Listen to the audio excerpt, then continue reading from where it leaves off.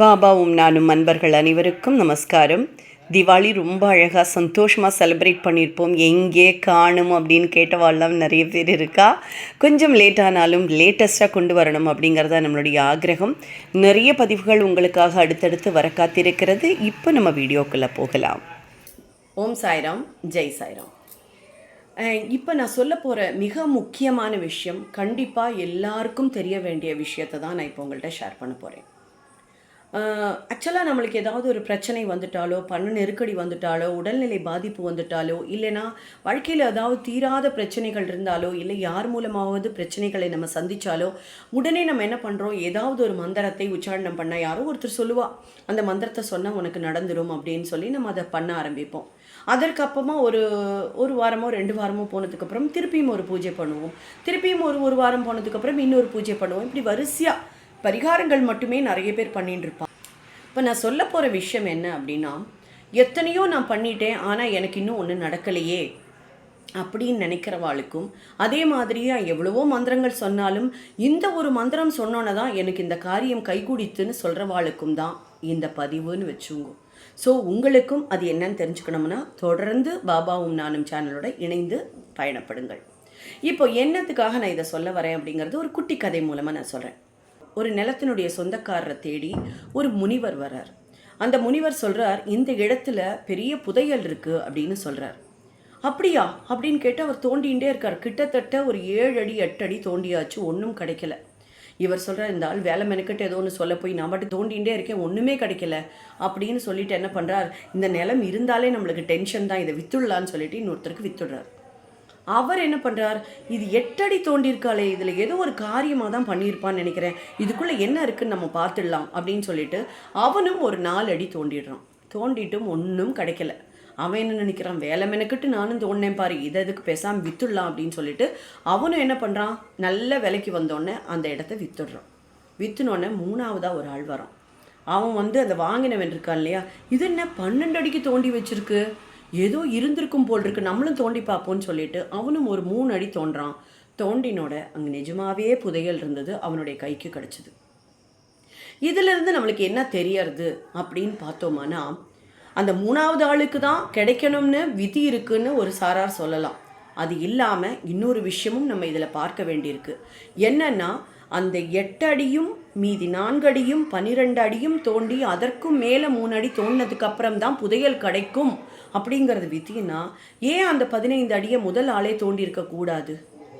அப்போது நம்ம பண்ணக்கூடிய விஷயங்களை தொடர்ந்து பண்ணும்போது தான் அந்த புதையல்ங்கிற விஷயம் நம்மளுக்கு, அந்த ஆன்மீகங்கிறதோ இல்லை நம்மளுக்கு நடக்க வேண்டிய வேலையோ தொடர்ந்து பண்ணும்போது தான் கிடைக்கும். நம்ம என்ன பண்ணிடுறோம், நடுவுலையே அது வேண்டாம்னு சொல்லி கிவ் அப் பண்ணிடுறோம். இது சரியில்லை, இது வேண்டாம், இந்த மந்திரங்கள் சரியில்லை, அந்த மந்திரம், எந்த மந்திரம் சொன்னாலும் எந்த பூஜை சொன்னாலும் அதற்கான பலன் கண்டிப்பாக உங்களுடைய அக்கௌண்ட்டில் கிரெடிட் செய்யப்படும். அது எந்த சுவாமியோட மந்திரமாக இருந்தாலும் சரி, ஒரே மந்திரத்தை தொடர்ந்து யார் உச்சரிக்கிறார்களோ, 1 லட்சம் 10 லட்சம் இப்படி போயிட்டே இருக்கோ, அந்த மந்திரம் மிக அதிக அளவில் நம்மளுக்கு பயன்படுங்கிறதுல எந்த விதமான சந்தேகமும் இல்லை. அதே மாதிரி இந்த மந்திரம் சரி, இந்த மந்திரம் தப்பு அப்படின்னாலும் எதுவுமே கிடையாது. எல்லாமே மேஜிக்கல் மந்த்ராஸ்ன்னு தான் நான் சொல்லுவேன். அதற்கு ஒலி அலைகள் இருக்குது. அந்த ஒலி அலையின் அதிர்வு பொறுத்து தான் நமக்கு அது நல்லது நடக்கிறது. இன்னொருத்தர் கூட நம்மள்கிட்ட பேசும்போது சொன்னான், என்ன சொன்னா தெரியுமா, நம்ம ஒரு மேரு வாங்கி வைக்கிறோம் இல்லையா, ஸ்ரீசக்கரம், அதில் சில பழுது இருந்தால் கூட நம்மளுடைய சொத்து பத்தெல்லாம் தொலைஞ்சு போயிடுமா. அந்த மாதிரி ஒரு எக்ஸ்பீரியன்ஸ் நடந்திருக்கு. அவள் ஒரு பெரிய முனிவரையோ இல்லை தெரிஞ்ச தலைவர்களோ, ஆன்மீக தலைவர்கள் அவளை கூட்டிகிட்டு போகும்போது அந்த மேரு ஒரு குறைபாடு இருக்குது, அந்த குறைபாடுனால மட்டும்தான் நம்மளுக்கு அவ்வளோ சொத்துக்களும் இழந்திருக்கோம்னு தெரிய வந்துதான். அதுலேருந்து என்ன தெரியறது, நம்ம செய்யறத சரியாக செஞ்சோமானா கரெக்டாக இருக்கும், நம்ம தவறாக பண்ணினோமானா அதற்கான பலன்கள் தான் கிடைக்குங்கிறது தான் உண்மை. ஸோ இது தப்பு இது சரின்னு தெரியவே வேண்டாம். எந்த மந்திரங்கள் எந்த பூஜைகள் பண்ணினாலும் அதற்கு ஒரு நேரம் காலம் உண்டு. அதை தொடர்ந்து நீங்கள் பண்ணிட்டு இருந்தால் மட்டும்தான் அதற்கான பலனை அனுபவிக்க முடியும். அதே மாதிரி இன்னொரு விஷயமும் நான் சொல்கிறேன். ஆக்சுவலாக நம்மளுக்கு தெரிஞ்ச ஒரு டிவோட்டி தான் ருக்மணி சாயின்னு சொல்லியிருக்கா, நங்கநல்லூரில். அவளோட ஆற்றுக்கு போயிட்டு நம்ம பேசின்னு இருக்கும்போது பாபா நமக்கு கண்ணுக்கு ஒன்று காமிக்கிறார். என்ன அப்படின்னா, அவள் பையனும் உட்காண்டிருக்கா, அவள் பையனுக்காக தான் நிறைய பிரார்த்தனை வச்சுருக்கா, பையனும் நல்ல சைடு ஓட்டி தான். அப்படி பேசின்னு இருக்கும்போது கரெக்டாக அவள் சொல்கிறா, என்ன பண்ணுறதுன்னு தெரில, இப்போ இது எப்போ நடக்கும்னு தெரிஞ்சால் தானே நம்ம அதை பண்ண முடியும் அப்படின்னு சொல்கிறா. அவள் சொல்கிறதுடைய இது எனக்கு புரிஞ்சுது.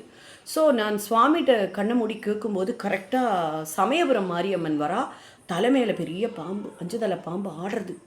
நான் உடனே சொன்னேன், பாம்பு தான் வருது, ஏதாவது மிச்சம் வச்சுருக்கேளா, மிச்சச்சோச்சம் ஏதாவது வேண்டின்னு விட்டுருக்கேளான்னு கேட்டேன். இல்லை அவளுக்கு ஜாதகத்தில் நாகதோஷம் இருக்குதுன்னு சொன்னான். சரி, ஓகே, நீங்கள் கண்டிப்பாக நாகத்வித பந்தம்னு இருக்குது, அந்த இதை டெய்லி கேளுங்கோ. அதே மாதிரி நாகத்தினுடைய ரூபம் இருந்தாலும் வாங்கி வச்சுட்டு பூஜை பண்ணிட்டு விற்த்தியாக பண்ணணும். அதை மடியோடு பண்ணினா கண்டிப்பாக அதற்கான பலன் கிடைக்கும். நல்லா நம்ம பேசிட்டு வந்தோம். அப்படி சொல்லின்னு இருக்கும்போது அவர் சொன்னார், எப்போ தான் இது பிரச்சனை தீரும், நம்ம பூஜையெல்லாம் பண்ணிட்டு தான் இருக்கோம் அப்படின்னு சொல்லும்போது தான் எனக்கு ஒரு கிளாரிட்டி பாபா சொல்கிறார். என்ன அப்படின்னா, எப்போ நம்மளுக்கு பிரச்சனைகள் இருக்கோ அப்போ அதிகமான அளவில் பூஜைகள் புனஸ்காரங்கள் நம்ம பண்ணும்போது ஒரு விதையை போட்டு அதற்கு நீரூற்றி ஒரு மரமாக வளர்க்குறதா ஐதீகமாக. நம்ம பண்ணுறதெல்லாம் அந்த மரத்துக்கு நீராக போயின்னு இருக்குமா, அந்த செடிக்கு. நம்மளுடைய நேரம் வரும்போது அது பழுத்து நம்மளுக்கு பழமாக கிடைக்குமா. எந்த ஒரு பலனும் பல மடங்கு அதிக பலனை கொடுக்கும் நீ இப்போ பண்ணுற பூஜை புனஸ்காரங்களுக்கெல்லாம் அப்படின்னு ஏன் மூலமாக சொல்ல வச்சார். ஆக நம்மளுக்கு பிரச்சனை வரும்போது என்ன பண்ணிடுறோம், ஐயோ இந்த பாபா சரியே இல்லைப்பா, இத்தனை தடவை வேணுனாலும் கொடுக்க மாட்டேங்கிறார். அந்த டைம் வரணும். அந்த டைம் ரொம்ப முக்கியமான விஷயம். அந்த டைம் வரும்போது நீங்கள் பண்ண அத்தனை நல்ல காரியங்களுக்கும் மல்டிப்புளாக கிடைக்கும், பல மடங்காக பலன் உங்களை சேருங்கிறது தான் உண்மை. இதை எனக்கு அங்கே உட்காந்து உணர்த்தினார் பாபா. ஏன்னா நம்ம சொல்லும்போது இதுக்கு என்ன பதில் சொல்கிறதுன்னு யோசிப்போம். அவர் தான் நம்மக்கிட்ட பேசுகிறார், நம்ம மூலமாக மற்றவாளுக்கு சொல்கிறாருங்கும் போது நமக்கே ஒரு புதிய புரிதல் இருக்கும். ஆக்சுவலாக நம்மளே அது வரைக்கும் கேட்காத ஒரு விஷயத்தை நம்மளே சொல்லுவோம். அந்த விஷயத்தை நமக்கே தெரியாது, நம்ம அதை சொல்லணும், எங்கேயுமே அதை நம்ம சொல்லியிருக்க மாட்டோம். ஆனால் பாபா கரெக்டாக சொல்லும்போது நமக்கே ஒரு புதிய புரிதலாக இருக்கும். அது இதை நான் உங்கள்கிட்ட ஏன் சொல்கிறேன்னா, பல பேரும் பிரச்சனைகளில் மாட்டின்னு சங்கடப்பட்டுண்டு அழுதுன்னு தான் உட்காண்டிருக்கோம். நம்ம அந்த நேரத்தில் சுவாமியோட மந்திரத்தையோ நாமஸ்மரணா நிறைய மந்திரங்களெல்லாம் சொல்லணும்னு அவசியமே இல்லை. ஓம் ஸ்ரீ சாய்நாதாய நமகா, எந்த ஒரு தடங்கள் வந்தாலும் ஓம் கம் கணபதியே நமகா, ஒரு வரியில் ஓம் நம சிவாய, உங்களுக்கு எந்த கடவுளை பிடிக்குமோ ஓம் நமோ நாராயணாய ஒரு மந்திரத்தை வச்சுங்கோ, தொடர்ந்து அதையே உச்சாடனம் பண்ணுங்கோ. அதை பண்ணும்போது அதனுடைய பலன் நம்மளுடைய சரியான நேரத்தில் சரியான இடத்துல சரியான அளவில் சரியான ஆள் மூலமாக நம்மளுக்கு கிடைக்குங்கிறது தான் உண்மை. ஸோ தொடர்ந்து பண்ணுங்கோ, நம்பிக்கையை மட்டும் இழக்கப்படாது. நம்மளுடைய மனசு குரங்கு மாதிரின்னு சொல்லுவோம் பார்த்தியா, மனுஷன் அப்படி தான், இதுலேருந்து அதில் தாவறது, இதுலேருந்து அதில் தாவறது, இதே தான் நம்ம பண்ணிட்டு இருக்கோம். முதல்ல அந்த அங்கேயும் தாவறதை நிப்பாட்டிட்டு சுவாமி மேலே கான்ஃபிடெண்ட்டாக நம்பிக்கை வச்சு யார் ஒருத்தர் புரிஞ்சுட்டு செய்கிறாளோ அவளுக்கு வெற்றி நிச்சயம். அவள் நினைச்ச காரியத்தை அவள் சாதிப்பாங்கிறது உண்மை. ஸோ இதை கண்டிப்பாக நீங்கள் பண்ணுங்கோ. இது மிக முக்கியமான பதிவு. என்ன அப்படின்னா, புதன்கிழமை பாராயணம் எப்படி ஆரம்பிச்சுது அப்படிங்கிற ரொம்ப இன்ட்ரெஸ்டிங்கான பதிவுகள் எல்லாம் நீங்கள் முன்னமே பார்த்துருப்பேன். அதில் கிட்டத்தட்ட ஒரு 120 குழுக்கள், அதில் கிட்டத்தட்ட 20,000 டிவோட்டிஸ் நம்ம பாராயணம் பண்ணிட்டு இருக்கா புதன்கிழமை தோறும்.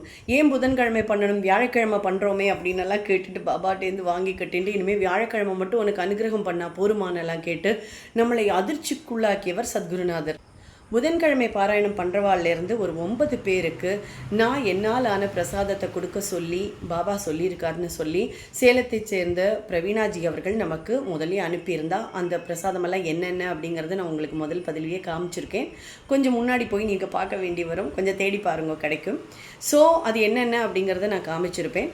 அதில் சின்னதாக உதி டப்பா, அதில் உதி அவருடைய பாதுகை, அது மட்டும் இல்லாமல் பிளாக் அண்ட் ஒயிட் ஃபோட்டோ, அவருடைய ஒரிஜினல் ஃபோட்டோ இருக்குது இல்லையா, அதுவும் அவள் அனுப்பியிருக்கா. ஸோ அந்த 9 லக்கி வின்னர்ஸ் யார் யார் அப்படிங்கிறத பிரவீணாஜியினுடைய குழந்தைகள் செலக்ட் பண்ணியிருக்கா. அந்த லக்கி 9 வின்னர்ஸ் யார் அப்படிங்கிறத நம்ம அடுத்த பதிவில் பார்க்கலாம். தொடர்ந்து இணைந்திருங்கள். பாபாவும் நானும் அதை விட முக்கியமான இன்ட்ரெஸ்டிங்கான சில விஷயங்கள் அடுத்தடுத்த பதிவில் உங்களுக்காக காத்துக்கொண்டு இருக்கிறது. ஸோ மறக்காமல் நீங்கள் செய்ய வேண்டியது, இது வரைக்கும் பாபாவும் நானும் சேனலை சப்ஸ்கிரைப் பண்ணலைன்னா கண்டிப்பாக சப்ஸ்கிரைப் பண்ணி மற்றவாளுக்கும் ஷேர் பண்ணுங்க. சுவாமியோடு இணைந்திருங்கள். சந்தோஷமும் நிம்மதியும் நிறைந்திருக்கட்டும்.